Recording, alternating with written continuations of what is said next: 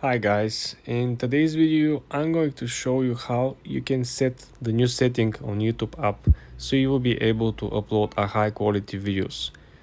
I'm gonna show you guys, it is very easy. Let's launch the YouTube app first, and the first thing you wanna click on the lower right corner where you see the small profile picture.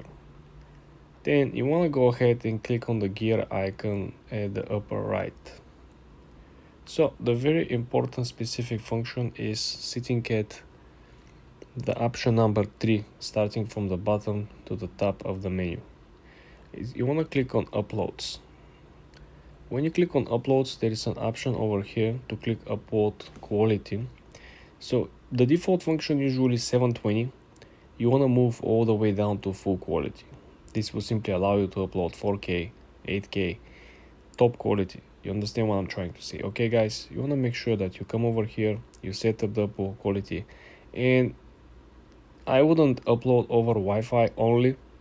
This will limit your capabilities. Sometimes you want to upload something fast, something short videos, couple of seconds, and the Wi-Fi might not be available, right? So just keep in mind, upload quality you have to set to full quality and you're gonna get the best results. For more videos like this guys, subscribe and like this video.